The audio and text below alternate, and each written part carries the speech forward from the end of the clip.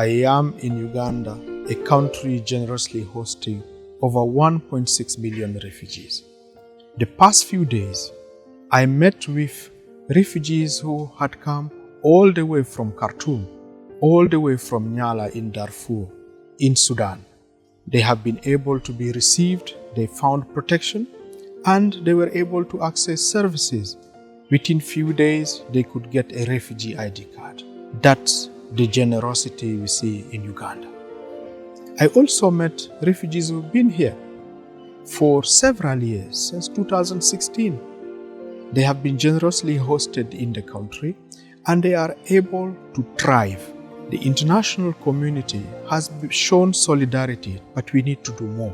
This is the message I have heard when I met with officials, leaders of the government of Uganda, when I met also host populations. They tell us we show our generosity and we need to receive the additional support from the international community so that we can keep that generosity, that solidarity alive. What I also heard from the refugees I met, whether newly arriving refugees or refugees who have been here for several years, was a cry for peace.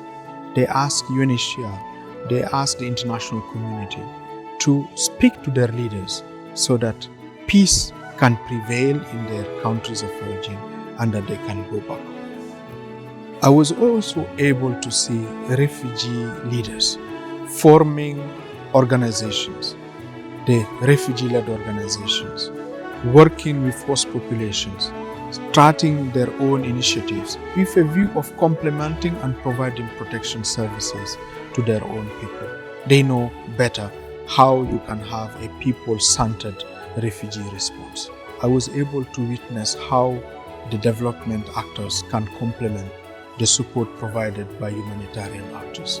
I was able to see how projects designed and discussed with local authorities, with all of us who are working in the settlement, can ease the pressure on a country as generous as Uganda.